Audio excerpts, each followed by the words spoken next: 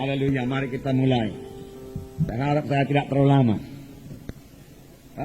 Saudara sukacita mendengarnya, amin. Minggu yang lalu hanya 15 menit, betul? Ya. Hari ini kali 10.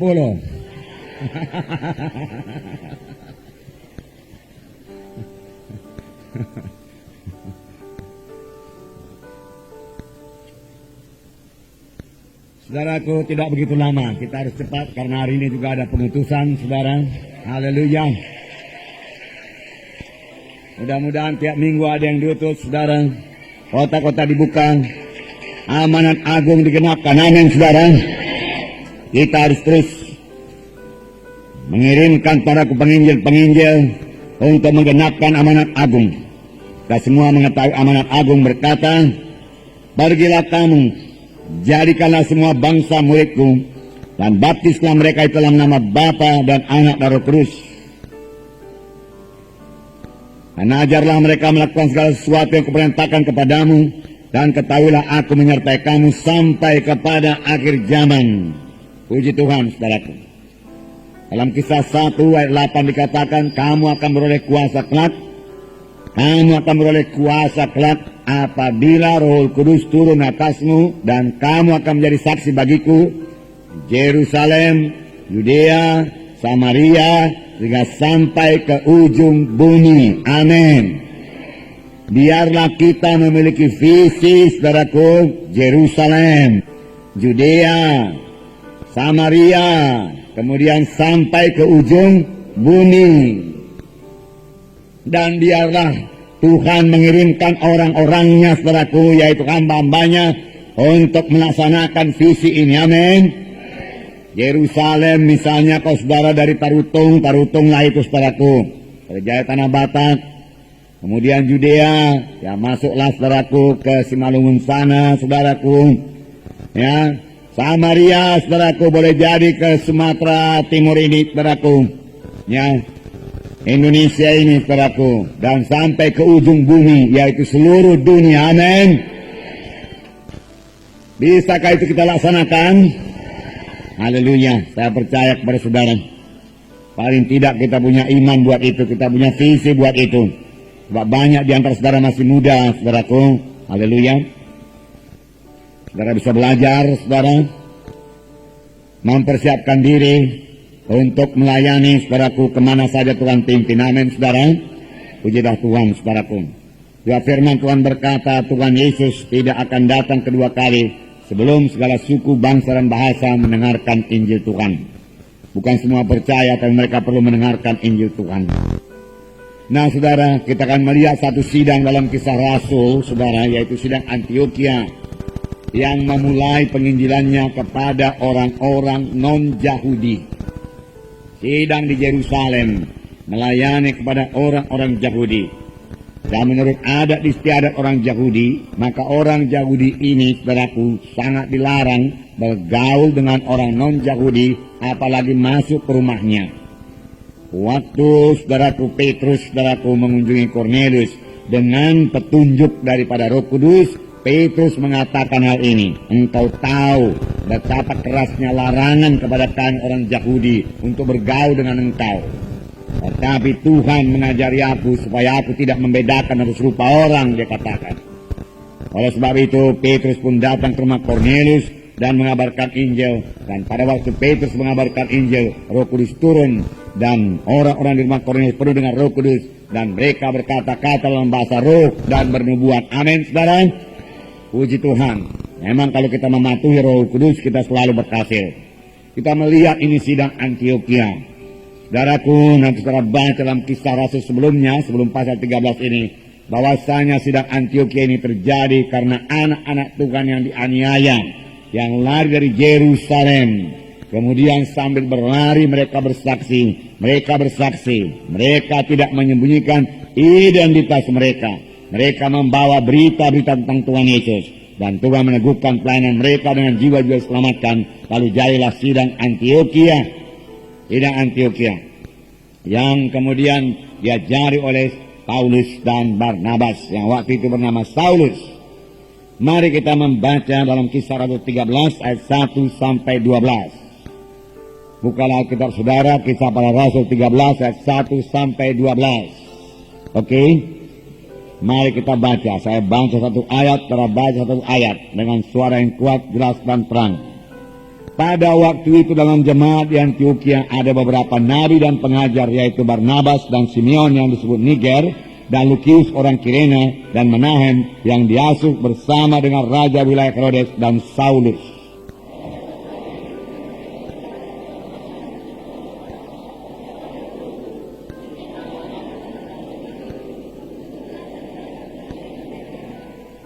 Maka berpuasa dan berdoalah mereka, dan setelah meletakkan tangan ke atas kedua orang itu, mereka membiarkan keduanya pergi.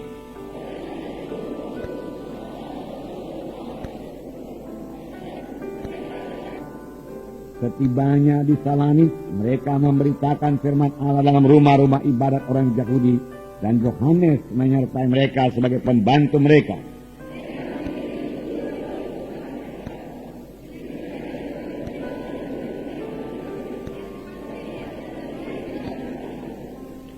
Ia adalah kawan gubernur pulau itu, Sergius Paulus, yang adalah orang cerdas.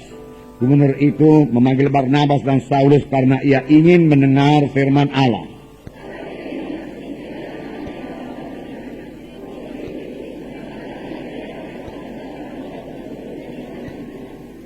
Tetapi Saulus, yang juga disebut Paulus, yang penuh dengan Roh Kudus, menatap dia.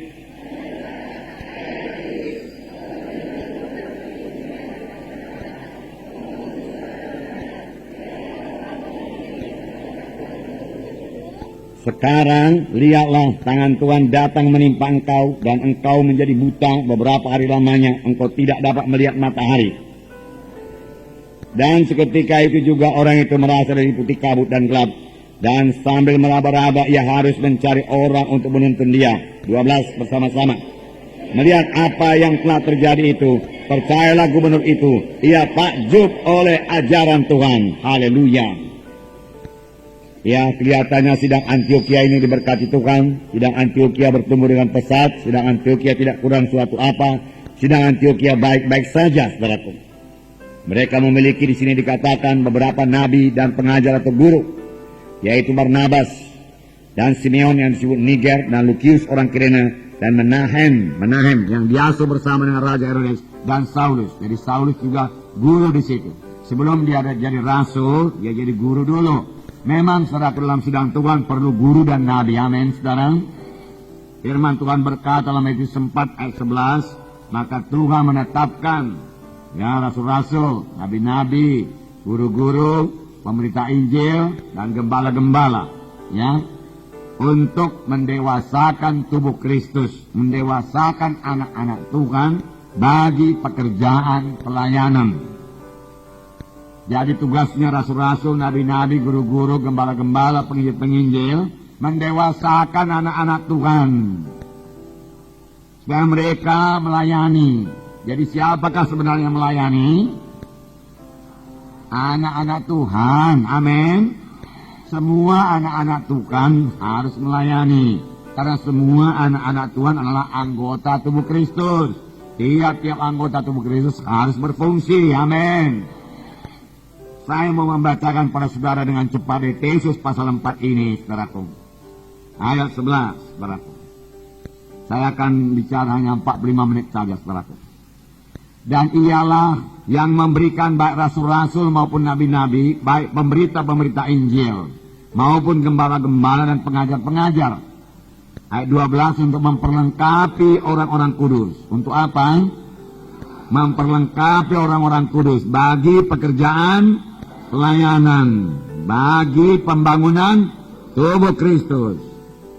Jadi semua anak-anak Tuhan melayani untuk membangun tubuh Kristus, untuk membangun gereja, bersaksi, menginjil, dan memuridkan. Amin.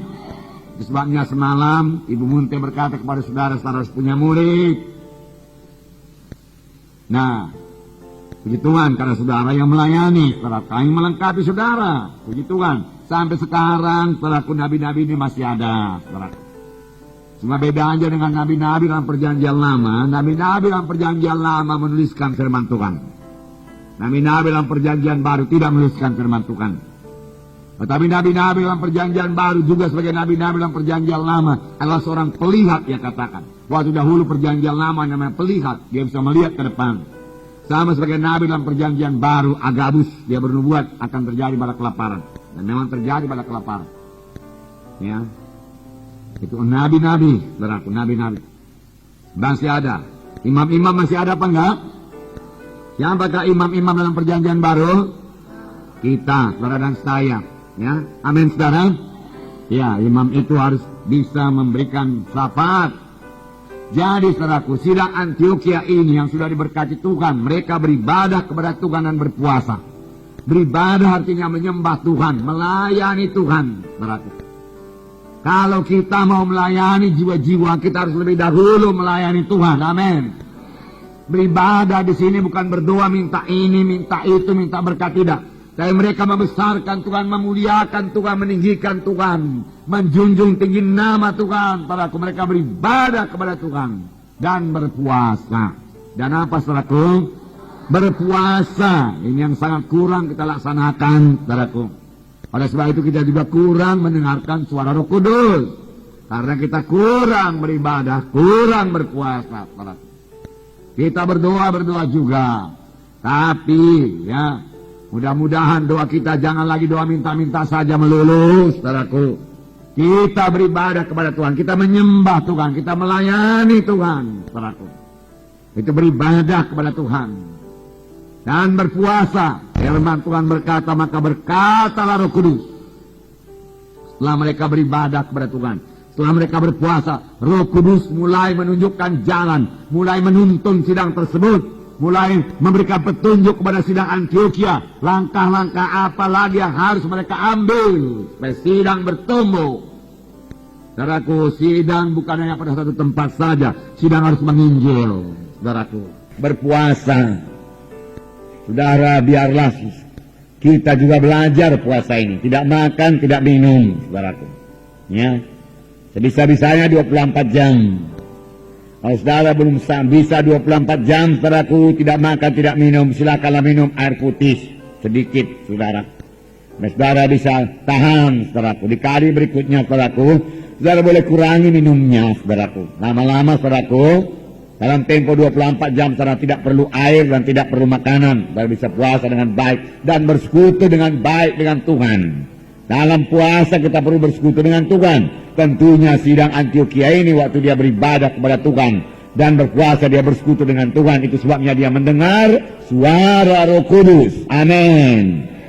Apakah firman Tuhan disampaikan melalui nubuat? Saudaraku, tidak dituliskan di sini. Pokoknya mereka semua mendengarkan suara Tuhan. Bisa juga melalui nubuat, karena di sini dikatakan di sidang Antioquia ini ada beberapa nabi dan guru. Jadi nabi itu bisa bernubuat. Bukan pula berarti kalau sudah bisa bernubuat sudah nabi. Tidak, saudaraku. Kadang-kadang saya bernubuat juga, saudara, tapi saya bukan nabi, saudaraku. Semua kamu boleh bernubuat, firman Tuhan berkata. Amin. Dan biasanya dapat besar Roh Kudus juga dia bisa bernubuat. Tetapi bukan berarti kalau sudah bernubuat sudah nabi. Tapi kalau seorang nabi harus dapat bernubuat. Amin. Nah, saudara yang kasih dalam nama Yesus, berpuasa artinya menyangkal diri, tidak makan, tidak minum, untuk mencari kehendak Tuhan. Banyak orang tidak tahu kehendak Tuhan. Banyak orang tidak mendapat petunjuk dari Tuhan, saudaraku. Dia tidak tahu langkah apa yang akan diambil selanjutnya. Untuk itu dia perlu puasa dan beribadah kepada Tuhan dan menyembah Tuhan, membesarkan Tuhan, meninggikan Tuhan, memuji Tuhan, menyembah Tuhan setelah dia beribadah kepada Tuhan. Dalam berpuasa itu kita berduka cita. Mengapa kita berduka cita? Karena kita menyadari kekurangan kita sebagai hamba Tuhan, kurang urapan, kurang kuasa, kurang pengertian, kurang hikmat. Kita berduka cita. Kita juga berduka cita karena kegagalan kita dalam pelayanan, kebodohan yang kita perbuat, kesalahan yang kita perbuat dalam pelayanan. Kita berduka cita dalam berpuasa itu. Firman Tuhan berkata, duka cita dunia ini membawa kepada maut, tapi duka cita yang daripada Tuhan membawa kepada hidup. Selesai, sesaat saja lamanya kita mengenakan, memakai duka cita, jubah duka cita. Tetapi setelah selesai puasa, saudaraku, jubah duka cita akan diganti dengan jubah sukacita, jubah pujian daripada Tuhan. Amin. Saudara, puasa memang selalu, saudaraku, membawa berkat Tuhan, saudaraku. Kita juga berduka cita karena kejahatan, karena dosa yang bertambah-tambah di dunia ini. Dan juga bisa berduka cita karena anak-anak yang berontak pada orang tua. Kita berduka cita melihat anak-anak muda yang dikuasai ganja, narkotika, dan lain sebagainya. Kita berduka cita melihat kenakalan-kenakalan remaja itu membuat kita berpuasa. Mohon Tuhan membuka jalan keselamatan bagi remaja-remaja. Nah, saudaraku, puasa akan menurunkan kuasa Tuhan. Waktu mereka beribadah dan berpuasa, maka berkatalah Roh Kudus. Roh Kudus mulai memimpin setelah mereka beribadah, setelah mereka puasa. Kalau sekiranya mereka tidak beribadah kepada Tuhan dan tidak puasa, Roh Kudus tidak akan memimpinkan mereka. Berkatalah Roh Kudus, khususkanlah Barnabas dan Saulus bagiku untuk pelayanan yang sudah kutetapkan bagi mereka itu. Disebut Barnabas lebih dahulu, tetapi dalam kemudian dikatakan disebut Paulus atau Saulus lebih dahulu, saudaraku. Iya, itu pimpinan Roh Kudus, saudaraku. Saya percaya Barnabas dipakai Tuhan luar biasa, Paulus pakai Tuhan luar biasa. Haleluya, saudara. Kemudian setelah mereka menerima pimpinan Tuhan, di sini dikatakan, khususkanlah bagiku Barnabas dan Saulus bagi tugas yang telah kutentukan bagi mereka. Maka ayat 3 berkata, berpuasa dan berdoalah mereka. Dan setelah meletakkan tangannya ke kedua orang itu, mereka membiarkan keduanya pergi. Setelah ditunjuk oleh Tuhan, mereka juga perlu dilengkapi. Setelah diutus dari sini, saudara juga perlu dilengkapi. Tidak selesai begitu saja. Saudara juga perlu berdoa, perlu berpuasa, mohon urapan Tuhan, mohon kuasa Tuhan yang bertambah-tambah dalam pelayanan saudara. Di sini, sidang Antioquia, mereka berdoa, berpuasa lagi untuk kedua kalinya. Lalu kemudian mereka meletakkan tangan, mengutus Barnabas dan Saulus. Amin, saudara. Nah, jadi pengutusan mereka padaku dengan peletakan tangan, melalui doa dan puasa. Barnabas dan Saulus memulai pelayanannya, yang kemudian mereka itu disebut rasul. Kisah 14 ayat 4 berkata, kisah 14 ayat 4 berkata, tetapi orang banyak di kota itu terbelah menjadi dua. Ada yang memihak kepada orang Yahudi, ada pula yang memihak kepada kedua rasul itu. Saudaraku, ini terjadi di Iconium, saudaraku, di mana orang Yahudi berbelah menjadi dua karena pemberitaan Rasul Paulus dan Barnabas. Di sini dikatakan mereka sudah disebut rasul. Sebelumnya mereka hanya guru. Mereka bertumbuh dengan pesan. Amin, saudara. Nah, saudara, perlukah kita puasa? Saya membacakan kepada saudara dalam Markus. Di dalam Markus pasal 2. Ayat 18, saya bacakan beberapa ayat. Sampai 20 saja. Markus pasal 2 ayat 18. Pada suatu kali ketika murid-murid Yohanes dan orang-orang Farisi sedang berpuasa, datanglah orang-orang dan mengatakan kepada Yesus, mengapa murid-murid Yohanes dan murid-murid orang Farisi berpuasa, tapi murid-muridmu tidak? Jawab Yesus kepada mereka, dapatkah sahabat-sahabat mempelai laki-laki berpuasa sedang mempelai itu bersama mereka? Selama mempelai itu bersama mereka, mereka tidak dapat berpuasa. Tetapi waktunya akan datang, mempelai itu akan diambil dari mereka, dan pada waktu itulah mereka akan berpuasa. Ada waktunya mempelai itu diambil dari mereka, dan pada waktu itulah mereka berpuasa. Kini dikatakan, dapatkah sahabat-sahabat mempelai laki-laki itu puasa selagi mempelai bersama-sama dengan mereka? Mempelai itu tidak lain daripada Tuhan Yesus. Sahabat-sahabat mempelai laki-laki itu tidak lain daripada murid-murid Tuhan Yesus atau anak-anak Tuhan. Selagi bersama-sama dengan Yesus, selagi Yesus di bumi ini, mereka tidak perlu puasa. Tetapi ada saatnya Yesus diangkat ke sorga. dan menunggu kedatangan Tuhan kedua kali, maka murid-murid harus berpuasa. Kita juga harus berpuasa. Amin, saudara. Ya, sudah melihat berkat puasa yang luar biasa tadi, saudaraku. Nah, Yesus memberikan contoh dalam puasa ini. Lukas pasal 4, ayat 1 dan 2. Saya membacakan pada saudara, Lukas pasal 4, ayat 1 dan 2. Yesus yang penuh dengan Roh Kudus, Yesus yang penuh dengan Roh Kudus kembali dari sungai Jordan, lalu dibawa oleh Roh Kudus ke padang gurun. Di situ ia tinggal 40 hari lamanya dan dicobai iblis. Selama di situ ia tidak makan apa-apa, dan sesudah waktu itu ia lapar. Jadi Yesus berpuasa. Saudara, di sini dikatakan dalam ayat 1, Yesus sudah penuh dengan Roh. Mengapa pula dia perlu puasa? Yesus dalam keadaan tubuh manusia. Dia merasa lapar, dia merasa haus, dia merasa capek, dia perlu tidur, dan lain sebagainya. Saudaraku, dia manusia betul-betul, saudaraku. Dan dia dicobai oleh iblis. Tentunya dia bisa jatuh kepada dosa. Kalau tidak bisa jatuh kepada dosa, iblis tidak akan mencobai. Tetapi nyatanya Tuhan semenang dan mengalahkan setan. Firman Tuhan berkata, ia tidak makan apa-apa, dan sudah waktu itu ia lapar. Ia tidak makan apa-apa, yang berarti dia puasa. Dia puasa.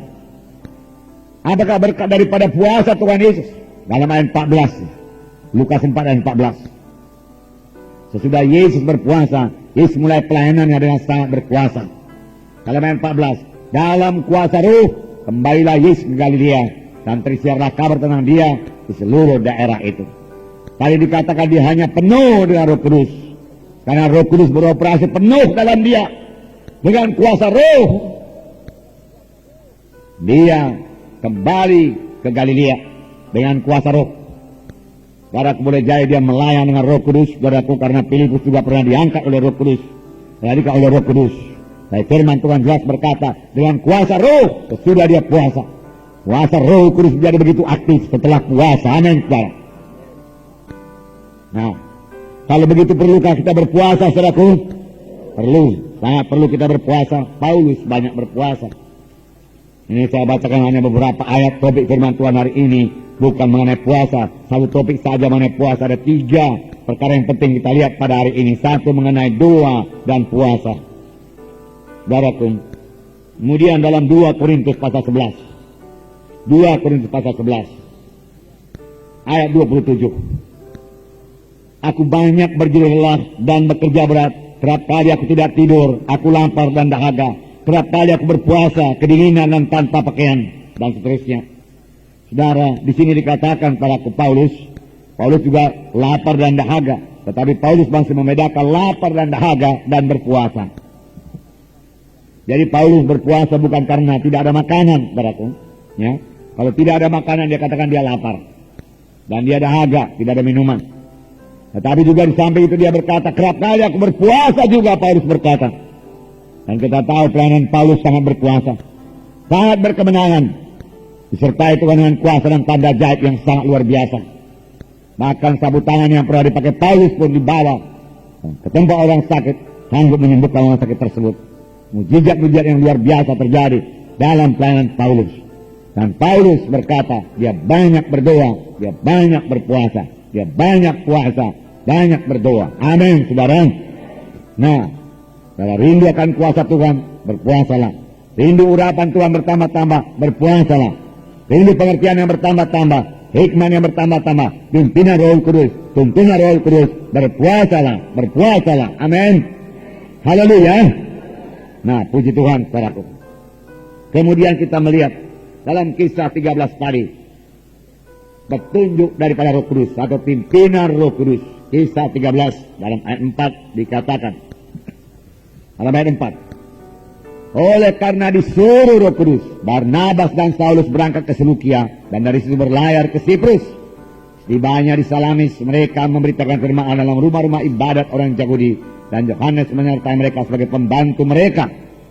Saudaraku, di sini dikatakan ketika oleh karena disuruh oleh Roh Kudus, dipimpin oleh Roh Kudus, dituntun oleh Roh Kudus, mereka menerima petunjuk Roh Kudus kemana mereka harus pergi. Alangkah sukacitanya beroleh pelayanan seperti ini. Amin, saudara. Bolehkah kita memiliki pelayanan seperti ini, saudara? Bisakah kita dituntun oleh Roh Kudus, saudaraku? Bisa, tolong mic-nya kuat sedikit. Bisakah kita dipimpin oleh Roh Kudus, saudaraku? Bisa. Memang Roh Kudus diberikan padaku untuk memimpin semua anak Tuhan kepada kebenaran.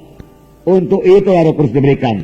Yohanes 16 dikatakan, ayat Yohanes 16 ayat 13 dikatakan di sini, tetapi apabila ia datang, yaitu Roh kebenaran, ia akan memimpin kamu ke dalam seluruh kebenaran. Sebab ia tidak akan berkata-kata dari dirinya sendiri, tapi segala sesuatu yang didengarnya itu yang akan dikatakannya, dan ia akan memberitakan kepadamu hal-hal yang akan datang.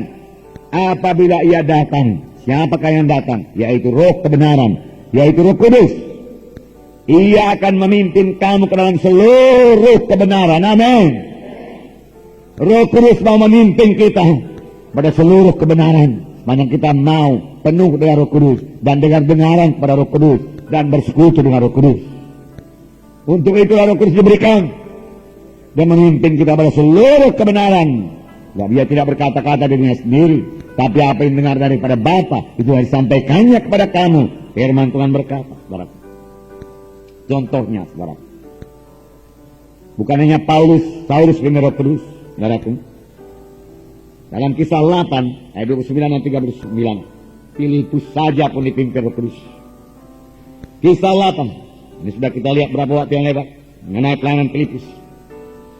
Ayat 29, kisah 8 ayat 29. Mula-mula saudaraku, malaikat Tuhan yang berkata kepada Filipus, pergilah, bangunlah ke jalan lurus. Kemudian dia patuh. Amin. Patuh membawa berkat. Amin. Haleluya. Ayat 29. Lalu kata Roh kepada Filipus, pergilah ke situ dan dekatilah kereta itu. Lihat, Roh Kudus memimpin Filipus. Jelas. Saudara, Roh Kudus hidup, Roh Kudus bicara. Buka saudara kepada Roh Kudus. Dengarlah saudara Roh Kudus. Amin, saudara. Ya, di sini dikatakan lalu kata Roh kepada Filipus, pergilah ke situ dan dekatilah kereta itu. Dan kemudian Filipus patuh, segera ke situ. Haleluya. Haleluya buat perkataan segera. Amin. Ya, kali sinilah kekalahan anak-anak Tuhan padaku. Kalau Roh Kudus memimpinkan, dia tidak segera. Tapi Filipus segera, tidak membuang-buang waktu. Pada waktu malaikat Tuhan berkata kepada Filipus, bangunlah, pergi ke jalan lurus. Segera juga dia pergi. Segera. Kalau dia berlambat-lambat, saudara, kereta itu sudah lewat duluan. Saudara, jangan berlambat-lambat, saudara. Nah, kemudian dalam ayat 39 dikatakan, ya tentunya saudaraku ini Filipus patuh dan mendekati dan mendengar. Saudaraku, bahwasanya sudah itu membaca kitab dari Nabi Yesaya. Lalu Filipus berkata, mengertikah Tuhan apa yang Tuhan baca itu? Bagaimana saya mengerti? Ya, tidak ada menerangkan. Saudaraku, Filipus tahu menerangkan firman Tuhan kepadanya. Dan saudaraku, Filipus berhasil, saudaraku, membawa dia kepada keselamatan sekaligus menerima baptisan air. Amin.